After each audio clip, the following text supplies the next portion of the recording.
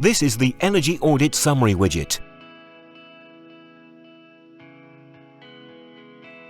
It divides energy consumption data into the three main categories required for energy audits: processes, general services, and auxiliary services. The Energy Cost widget then shows how much the power consumption of specific assets costs.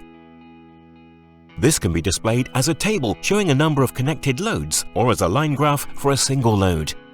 The Energy Data widget displays the energy consumption for all the connected lines or loads for a specific time window in an easy-to-read table. For single lines or loads, the information is displayed as a graph.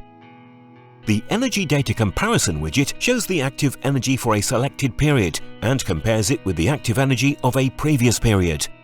This is useful for making big-picture evaluations of energy consumption over time. The Energy Mix Group widget monitors the energy consumption of different groups within specific set periods, providing another opportunity for useful comparisons. The Energy Monitoring widget monitors both consumption and production trends for set periods for the complete site. To monitor a specific group, then it's better to use this, the Group Peak Monitoring widget. This looks at the total active power absorbed by a selected group for a certain period. You can then compare these values against the contractual power limits in your utility settings. The Group Real-Time Power widget helps users understand the distinct power contributions of the different groups at the site. The Power Demand and Power Generation widgets enable users to make simple, useful comparisons. They can compare actual power values with any contractual limits and the site's actual generation value with the overall installed generation capacity.